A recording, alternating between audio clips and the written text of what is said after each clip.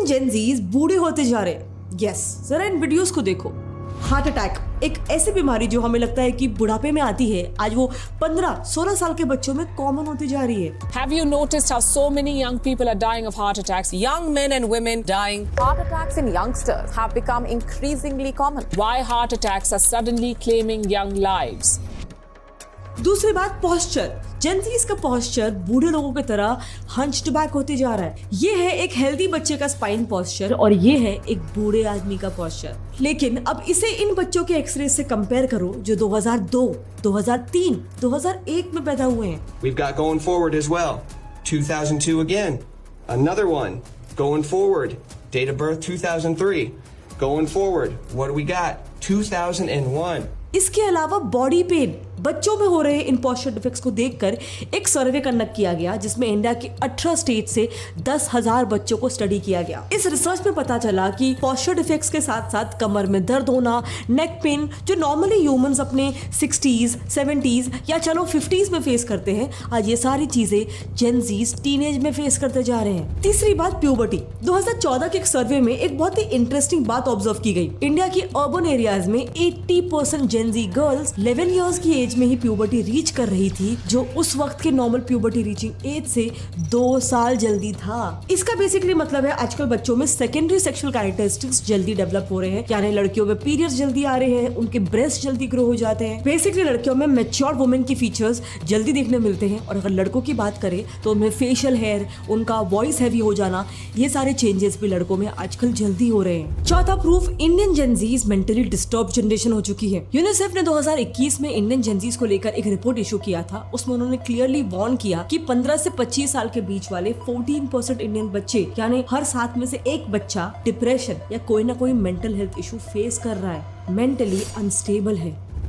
पांचवा और सबसे इंपॉर्टेंट प्रूफ, आजकल बच्चे कॉलेज जाने की उम्र में ही बॉल्ड होते जा रहे हैं। आज ये प्रॉब्लम इस हद तक बढ़ चुकी है कि 25 साल में ही लड़के सीरियस हेयर फॉल फेस कर रहे हैं, जो कि बॉल्डिंग का फर्स्ट स्टेज माना जाता है। एंड सेम हाल फीमेल्स का भी है। मतलब कि बॉल्ड होने की भी स्टेजेस होते हैं जो यूजुअली स्टेज 3 तक फिक्सेबल होता है, यानी आप उसको रिवर्स कर सकते हो। लेकिन मैक्सिमम केसेस में ये इंडियंस को पता नहीं होता है या फिर इन सिम्टम्स को इग्नोर किया जाता है। ऐसे भी यही नहीं, कुछ डॉक्टर्स भी बता रहे हैं कि आजकल जेनजी बच्चों के बाल प्रीमेच्योरली वाइट होते जा रहे हैं। 20 साल के आसपास जवान लोगों के बाल सफेद होने लगते हैं। A lot of parents are worried about their young teenagers who are now developing a very common and disturbing problem. They are going prematurely gray. In fact, एक डर्मैट डॉक्टर भुवेश नेरी के हिसाब से उनके पास तो आजकल ऐसे केसेस आ रहे हैं जिसमें 13-14 साल के बच्चों को प्रीमेच्योर बॉल्डिंग, वाइट बाल और यहाँ तक कि रिंकल्स तक हो रहे हैं। इसीलिए अगर आप देखोगे तो आजकल ऐसे कई सारे केसेस भी काफी कॉमन हो गए हैं कि शादी हो जाती है एंड फिर मालूम पड़ता है कि हस्बैंड तो बॉल्ड था तो वाइफ उसे डिवोर्स दे देती है। But on a serious note, ये सारे सिम्टम्स जो मैंने बताए ये वाकई में एक बड़ा कंसर्न है और अगर इसे सही टाइम पे नहीं रोका गया तो जेनजीज जो लिटरली हमारे देश का फ्यूचर है, उनका फ्यूचर खराब हो जाएगा। सो चलो अभी रीजन डिस्कस करते हैं कि why are Indian Gen Zs aging faster और इसे रिवर्स कैसे किया जा सकता है, इसके सॉल्यूशंस क्या है। बॉल्डिंग से ही स्टार्ट करते हैं। एक अलार्मिंग फैक्ट बताऊं, इंडिया के 21 से 25 साल के 33% लड़के बॉल्डनेस के स्टेज 3 में पहुंच भी चुके हैं, which is really sad but fixable actually अगर सही ट्रीटमेंट्स यूज किया जाए तो। अब आई नो आप बोलोगे कि मैक्सिमम केसेस में तो रीजंस हेरिडिटरी होते हैं, विच इज राइट, लेकिन हेरिडिटरी हेयर लॉस भी तो अभी जल्दी हो रहा है जो पहले 30s और 40s में स्टार्ट होता था। नेक्स्ट रीजन तो बहुत ही इंटरेस्टिंग है, ये मैंने पर्सनली भी फेस किया था जब हम लोग एक न्यू फ्लैट में शिफ्ट हुए थे। उस न्यू फ्लैट में सिर्फ 2 दिन के अंदर ही मुझे एकदम इंटेंस हेयर फॉल स्टार्ट हो गया था, क्योंकि फिर मुझे बाद में मालूम पड़ा कि उस न्यू फ्लैट में हार्ड वाटर आता था टैंकर का। एक्चुअली शहरों में ना मोस्टली हार्ड वाटर ही यूज होता है जिसमें कैल्शियम और मैग्नीशियम जैसे कई सारे हेवी मेटल्स होते हैं जो आपकी स्कैल्प पे ना एक मोटी लेयर बना देते हैं, जिससे आपको बहुत ज्यादा इचिंग और स्कैल्प भी बहुत ज्यादा चिपचिपा लगने लग जाएगा और हेयर फॉल भी बढ़ जाता है उस वजह से। अब यूजुअली इसके इलाज के लिए हम सोचते हैं कि हेयर को ऑयल करें, लेकिन यही हमारी सबसे बड़ी गलती है। आजकल मार्केट में जितने भी ऑयल्स आते हैं उसमें से मैक्सिमम बिग ब्रांड्स के ऑयल्स में आपको पैराफिन, हेक्साइल सिनेमन और बेंजाइल अल्कोहल जैसे हार्मफुल केमिकल्स मिल जाएंगे, जो अगेन आपके स्कैल्प को ड्राई करके उनको इची बना के आपके हेयर फॉल को और ज्यादा बढ़ा सकते हैं। तो इसीलिए अगर आप कोई भी ऑयल लेते हो ट्राई करो कि ये इंग्रेडिएंट्स उनमें मौजूद नहीं होने चाहिए। और आयुर्वेदिक प्रोडक्ट्स में तो स्पेसिफिकली ऐसे हेवी केमिकल्स और मेटल्स और ज्यादा पाए जा रहे हैं। एक यूएस बेस्ड रिसर्च ने जब इंडियन आयुर्वेदिक प्रोडक्ट्स को स्टडी किया तब उन्हें उसमें हेवी मेटल्स जैसे कि लेड, आर्सेनिक और मर्क्यूरी तक मिला, which can literally be lethal for you. So Ayurvedic products definitely work, लेकिन इससे 10 टाइम्स बेटर है कि आप घर घरेलू आयुर्वेदिक हर्ब्स यूज करो। जैसे कि मैंने रिसेंटली भृंगराज पाउडर यूज करना शुरू किया था, उससे मुझे तो काफी फर्क पड़ा। फिर आप शिकाकाय, नीलांबरी, एलोवेरा, आंवला, ये सारे हर्ब्स भी यूज कर सकते हो, लेकिन इसमें प्रॉब्लम सिर्फ एक ही है, इतने सारे हर्ब्स को जमा करना, उनको कूट कर उनसे तेल बनाना, ये काफी मुश्किल हो जाता है। अब यूट्यूब में आपने देखा रहेगा आजकल मार्केट में आदिवासी हेयर ऑयल भी काफी ज्यादा फेमस हो रहा है, लेकिन इसमें भी स्कैम्स हो रहे हैं। लेकिन मुझे रिसेंटली नीलांबरी आदिवासी हेयर ऑयल के सियोन धर्मेंद्र जी ने अप्रोच किया था और उन्होंने मुझे अपने काफी सारे ओरिजिनल डॉक्यूमेंट्स दिखाए और ये भी बताया कि उनका हेयर ऑयल लैब सर्टिफाइड है। सो ये सारे डॉक्यूमेंट्स देखने के बाद मैं पर्सनली मैसूर भी गई उनसे मिलने के लिए और समझने के लिए कि उनका तेल आखिर बनता कैसा है और क्या वो वाकई में काम भी करता है।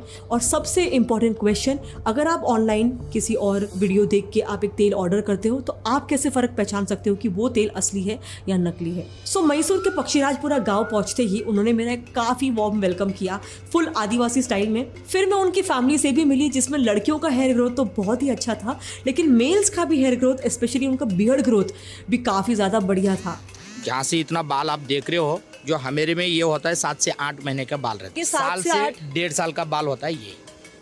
तो ये लगभग 6 महीने के बाद का हेयर रिजल्ट से ऑलमोस्ट 7 मंथ के अंदर आता है।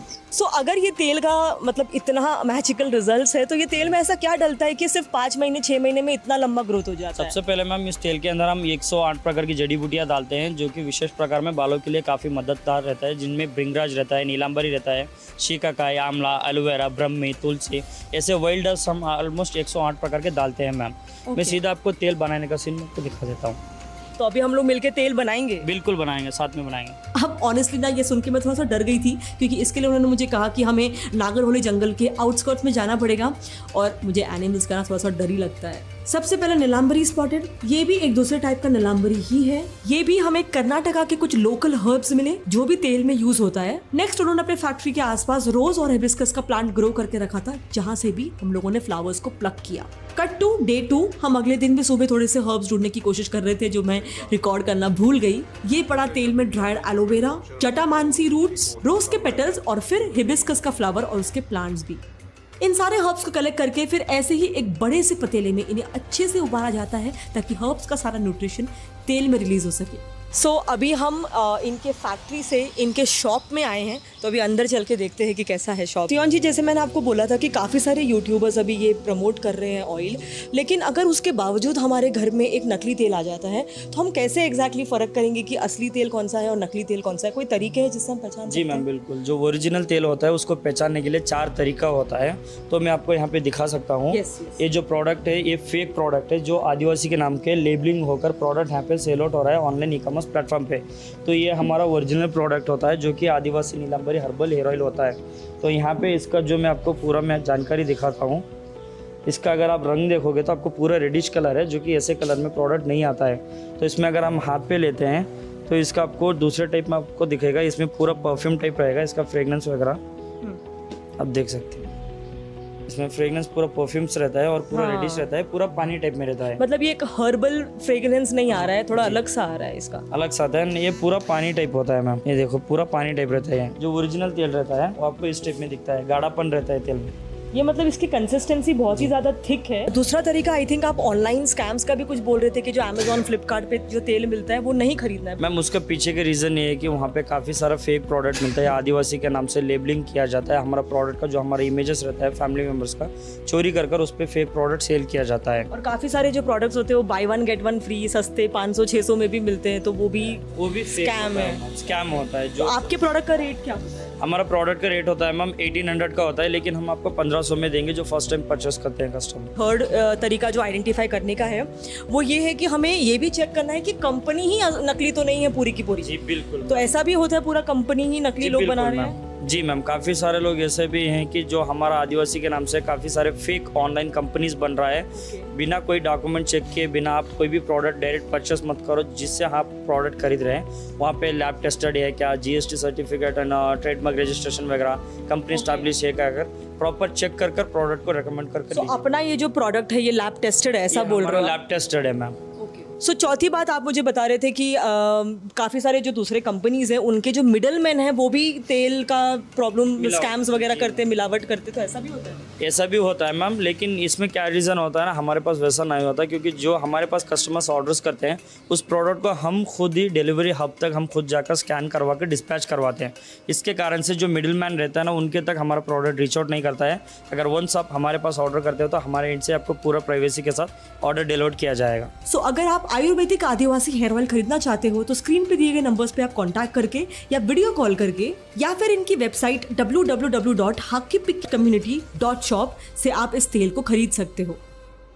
Now coming back to the reason कि इंडियन जेंजीज क्यों जल्दी एज हो रहे हैं, सो इसका सेकेंड रीज़न है ओबेसिटी। एंड ट्रस्ट में ये एजिंग में इतना बड़ा फैक्टर है ना कि सिर्फ कुछ महीनों में ही मोटापा आपको 10 साल बुढ़ा दिखा सकता है। जरा लड़कियों को देखो, इन दोनों में से यंगर कौन लगती है? लेफ्ट वाली कुछ 25 की लग रही है और राइट वाली 35 की, बराबर। लेकिन एक्चुअली ये दोनों लड़कियां एक ही एज की है, इनफैक्ट वो ट्विंस है। बेसिकली ट्विंस पे की एक स्टडी से पता चला कि एक्सेस फैट डिपॉजिट्स की वजह से फेस पे एक ड्रूपी, एक बल्जिंग सा लुक आता है जो यूजुअली एजिंग के साथ आता है। एंड ओबेसिटी तो is literally on the rise in India. आज इंडिया में लगभग 1.25 करोड़ जेंजीज ओबीस कैटेगरी में आते हैं। रीजन एक ही, जंक फूड। स्विगी की स्टडी ले लो, उनके हिसाब से पूरे इंडिया के ऑलमोस्ट आधे ऑनलाइन फूड डिलीवरीज जेंजीज ही ऑर्डर करते हैं। अब चाहे आप कोई भी फूड ऑर्डर करो, चाहे वो पिज्जा, वॉफल या एक सिंपल कोल्ड ड्रिंक भी क्यों ना हो, इसमें एक चीज कॉमन है, शुगर, जो कि यूथफुल स्किन के लिए लिटरली एक किलर का काम करता है। शुगर एक्चुअली आपके स्किन में एक कोलाजन नाम का प्रोटीन होता है जो बाय द वे आपकी स्किन को एक टाइट यूथफुल बाउंस देता है।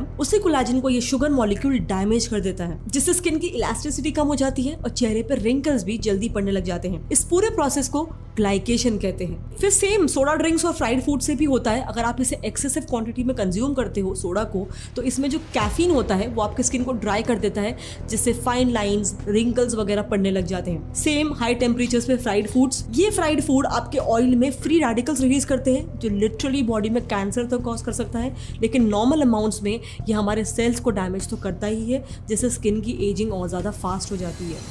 नाउ नेक्स्ट रीजन जिसकी वजह से जेंजीज फास्टर एज कर रहे हैं वो है पार्टी कल्चर। अब इस फोटो में आपको कौन सी लेडी एजड दिख रही है?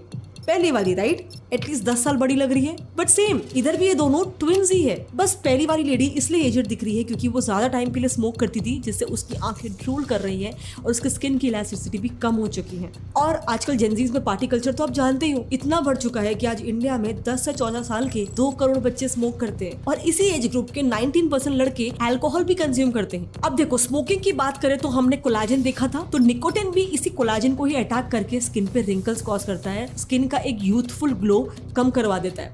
लेकिन अल्कोहल के साथ थोड़ा डिफरेंट होता है, वो डायरेक्टली हमारे डीएनए के टेलोमियर्स पे अटैक करता है। नाउ ये जो टेलोमियर्स होते हैं ना, दीज आर वेरी इंपॉर्टेंट क्योंकि एक तरीके से हमारे सेल्स को डिवाइड करते रहने में मदद करते हैं ताकि पुराने डैमेज सेल्स मर जाएं और हेल्दी न्यू सेल्स उन्हें रिप्लेस कर सके। लेकिन अगर यही टेलोमियर ही डैमेज हो जाए ना, उसका डायरेक्ट इम्पैक्ट पड़ता है हमारी बायोलॉजिकल एज पर, हमारे स्किन, हेयर पर, क्योंकि डीएनए तो पूरी बॉडी में सेम ही होता है। नाउ नेक्स्ट रीजन जो कहीं ना कहीं बाकी सभी रीजंस का रूट कॉज भी है, विच इज स्ट्रेस। जैसे मैंने आपको बताया था, इंडिया में हर 7 में से एक जेनजी बच्चा डिप्रेशन या फिर कोई ना कोई mental health related issues face कर रहा है। अब इसके पीछे ऑफ कोर्स कई सारे रीजंस हैं, लेकिन एक रीसेंट रीजन है कोविड पैंडेमिक। संपूर्ण लॉकडाउन होने जा रहा है।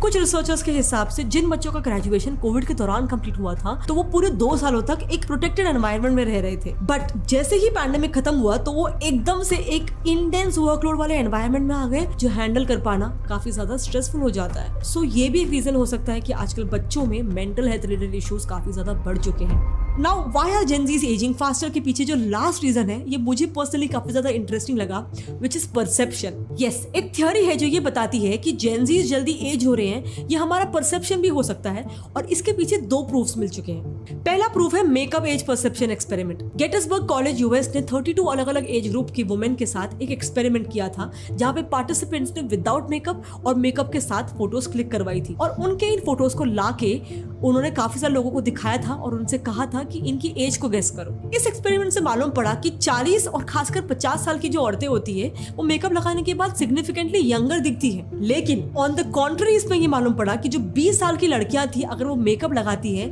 तो वो ज्यादा ओल्ड दिख रही थी। सो दिस मीन्स कि आजकल जिस मेकअप को हम अच्छे दिखने के लिए लगाते हैं वो कहीं ना कहीं हमें हमारी उम्र से ज्यादा बड़ा दिखा रहा है। Second proof of perception difference is generational bias. एक इंटरेस्टिंग बात बताऊं, कुछ रिसर्चर्स ने एशियन कल्चर्स के बारे में एक हैबिट ऑब्जर्व की कि यहाँ पर आपकी मतलब लुक से ज्यादा आपकी उम्र का अंदाजा आपके नॉलेज और आपकी इंटेलिजेंस से लगाया जाता है। मतलब एशियन कंट्रीज जैसे कि इंडिया में ऐसा अज्यूम किया जाता है कि अगर आपकी उम्र छोटी है तो आपको ज्यादा चीजों का नॉलेज नहीं होगा। बट एग्जैक्टली यहीं पे जेन ज़ीज़ बाकी जनरेशन से अलग है। ये जनरेशन लिटरली इंटरनेट एरा में पैदा हुई है, जिस वजह से ये आज इंफॉर्मेशन और टेक्नोलॉजी में काफी ज्यादा savvy जनरेशन है। सो ये थियोरी ये सजेस्ट करती है कि ये भी एक मेजर रीजन हो सकता है कि हमारे बड़े बूढ़े एक 15 साल के लड़के को ऐसे देखते हैं कि अरे कितना जल्दी बड़ा हो गया अगर उसे सिर्फ मोबाइल में एक ऐप डाउनलोड करना आता हो या फिर कंप्यूटर चलाना आता हो। तो मतलब आप लोगों को तो याद ही होगा, हमारे और हमसे पहले वाले जनरेशन्स के लिए कंप्यूटर तो लिटरली कंप्यूटर पीरियड में बकायदा सिखाया जाता था बच्चों को। लेकिन आजकल बच्चों को ABCD आना है, आईपैड में उनको रील्स देखना बराबर आता है। सो ये सारे रीजंस थे एंड डेफिनेटली एक जनरेशनल गैप तो है ही और इसके काफी सारे फायदे भी हैं। टेक्नोलॉजिकल एज में आजकल हर एक इन्फॉर्मेशन बच्चों के फिंगर टिप्स पे आ चुकी है, लेकिन इसी चीज के काफी सारे नुकसान भी हैं जो कि कम्प्लीटली हमारे ही हाथ में है। रीजंस क्या है, हम पर क्या इम्पैक्ट पड़ रहा है और उसके सॉल्यूशंस क्या है, ये सब हमारे हाथ में है। और इसीलिए मेरे हिसाब से एक हेल्दी लाइफस्टाइल मेंटेन करना सिर्फ ज़रूरी नहीं है, वो हमारी ड्यूटी होनी चाहिए अपने आप के लिए, हमारी फैमिली के लिए और हमारे देश के लिए भी। What do you think about this? और हाँ, डोंट फॉरगेट, अगर आप अपने हेयर ग्रोथ के लिए आयुर्वेदिक आदिवासी हेयर ऑयल खरीदना चाहते हो तो स्क्रीन पे दिए गए नंबर्स पे कांटेक्ट करके या फिर वेबसाइट पे इन लोगों से कांटेक्ट करके या इन लोगों से वीडियो कॉल करके आप उसे खरीद सकते हो। जय हिंद। तो ये थी जो है वो आज की हमारी वीडियो रैम टीवी की। रैम टीवी की इस वीडियो में मैंने बताया कि टाटा इंडस्ट्री जो है वो आज से 150 साल पहले जो है वो बनी थी। ये जो है एक दो रात की कामयाबी नहीं है, ये 150 साल पहले जो है रतन टाटा के जो है परदादा जो थे उन्होंने स्टार्ट की थी वहाँ कानपुर में। वहाँ से उन्होंने 21,000 रुपयों से सिर्फ ये स्टार्ट की थी। लेकिन 21,000 रुपये उस वक्त जो है बहुत ज़्यादा थे। अगर हम अपनी बात करें, हमारे परदादा के पास जो है वो 21,000 रुपये उस वक्त मिलना नामुमकिन थे। हमारे जो है 21,000 रुपये ऐसे ही था कि जैसे आज के जो है वो 21 करोड़ हो। ठीक है, तो 21,000 मतलब उस वक्त के हिसाब से भी काफ़ी ज़्यादा थे। उस वक्त भी जो है वो टाटा जो है वो अमीर थे। ठीक है, और कॉटन से इन्होंने स्टार्ट किया। कॉटन से स्टार्ट करके इन्होंने जो है वो आहिस्ता जो है ना वो तरक्की की। और दुनिया के साथ साथ जैसे जैसे टेक्नोलॉजी आती गई, ये जो है वो अपना जो है वो फैक्ट्रीज को जो है वो टेक्नोलॉजी के साथ जो है वो ला के खड़ा करते रहे। और आज जो है आपके सामने ही है कि इंडिया में काफ़ी ज़्यादा जो है मतलब अगर इंडिया वाले जो है वो कोई भी चीज़ देते हैं तो उनमें जो है वो कहीं ना कहीं टाटा इंडस्ट्री का नाम आ ही जाता है। चाहे वो ट्रांसपोर्ट हो, चाहे वो खाने पीने की अशिया हो, पत्ती हो और जो है दूध हो और कोई और भी जो है वो इस तरह की 100 अशियाँ हैं जो कि टाटा इंडस्ट्रीज जो हैं वो मैन्युफैक्चर करती हैं। ठीक है, और इसके अलावा जो है रैम टीवी ने हमें बताया कि इंडिया ने अपनी पहली कार जो है वो 1998 में लॉन्च कर दी थी, जो कि पूरी तरह से जो है वो मैन्युफैक्चर मेड बाय इंडिया थी। ठीक है, और भी काफ़ी ज़्यादा जो है इन्होंने हमें चीज़ें बताई। रैम टीवी ने हमारी नॉलेज में जो है काफ़ी ज़्यादा इजाफा हुआ। उन्होंने बताया कि दुनिया में सबसे पहले 8 घंटे की शिफ्ट जो है वो टाटा इंडस्ट्रीज़ ने जो है वो इंट्रोड्यूस करवाई थी। और आज जो है वो सारी दुनिया में 8 घंटे की शिफ्ट हमें नज़र आ रही है कि 8 घंटे की शिफ्ट, यहाँ तक कि अंग्रेज़ भी अपनी लेबर से जो है वो 8 घंटे की शिफ्ट ही करवा रहे हैं। और बेनिफिट्स भी काफ़ी दिए, जैसे मेडिकल इंश्योरेंस हो गई और उसके बाद जो है वो हॉलीडेज हो गई और भी रिटायरमेंट हो गई और भी काफ़ी ज़्यादा जो है वो फैसिलिटीज़ जो है वो टाटा इंडस्ट्रीज़ ने इंट्रोड्यूस करवाई। और उसको जो है आज सारी दुनिया जो है वो इत्तोप करके बैठी हुई है। तो काफ़ी अच्छी वीडियो थी रैम टीवी की। ओरिजिनल वीडियो का लिंक आपको डिस्क्रिप्शन में मिल जाएगा। मिलते हैं अपने अगली वीडियो में। अल्लाह हाफिज़।